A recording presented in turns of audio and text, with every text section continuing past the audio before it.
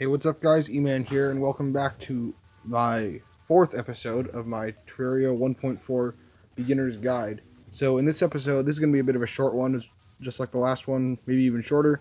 In this episode, I'll be showing off an underground base, which you can see I've already built down here, and as well as a couple other miscellaneous things.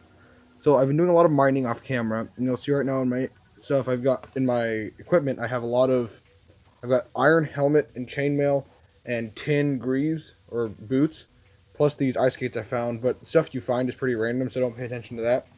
Um, just a warning: the next video will probably be the first boss fight of the game, and so if you want to prepare for that, try to have all iron or lead armor, and try to have depending on what I'll talk about class weapons in that episode, but just for armor wise, try to go for all iron or lead.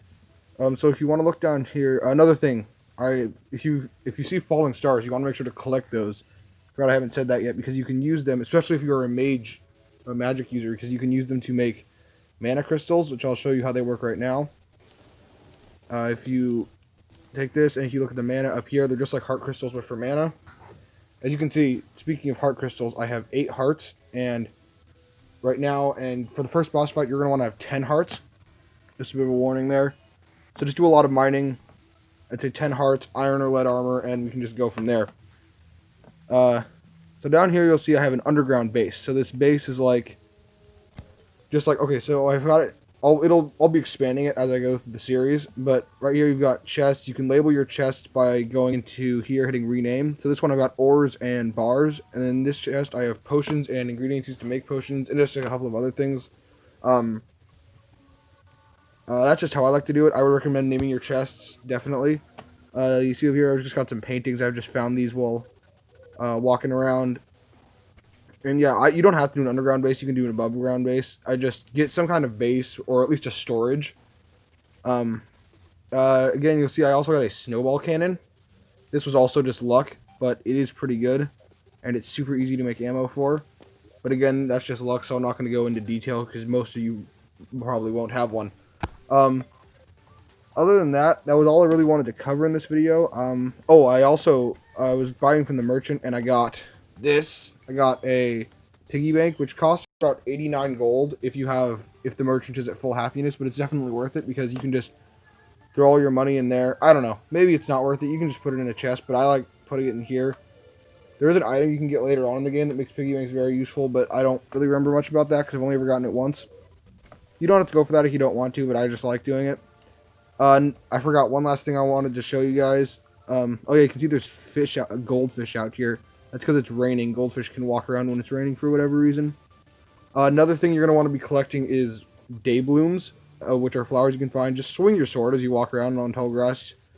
So you want to get day blooms and day bloom seeds, because those are very important to making potions that you will use to fight bosses.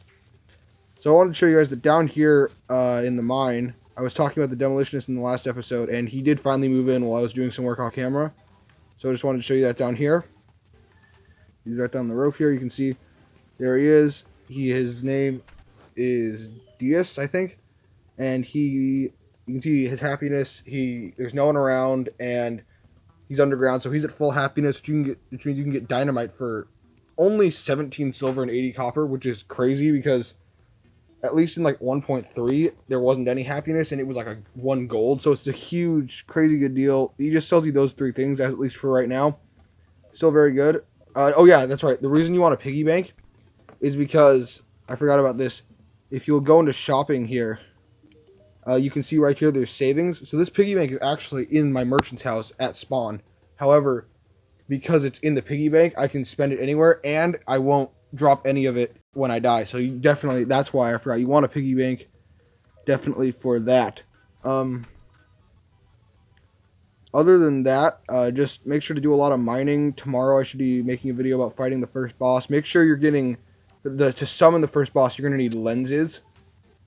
So make sure to kill some demon eyes and get lenses for that purpose. I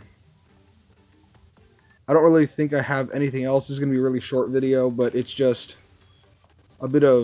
this isn't really anything progression-wise. This is just covering what I've been doing and like what you're going to want to hopefully be doing. You'll see here's an umbrella slime.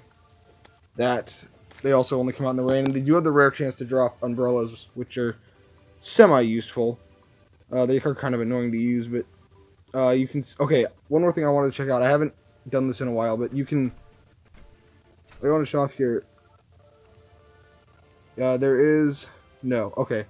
Just looking at what the merchant has. I don't know if I actually showed you guys this, but I think I did. But like, just going into more detail, he tells some okay stuff. Mostly, you're gonna like want to buy rope. Lesser healing potions and lesser mana potions are pretty good.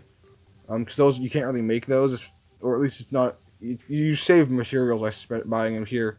They don't cost that much. You can get a mining helmet, which provides light when worn, so you won't need torches while you're mining. But it also takes up your armor head slot, and it only provides 1 defense. So I don't really know, unless it works in vanity, which I'm not sure if it does. But other than that, I think that will about do it for this episode. Like I said, very short episode, but just had a few things that I wanted to cover, and in the next episode, we'll be fighting the first boss. So I will see you guys next time. Goodbye.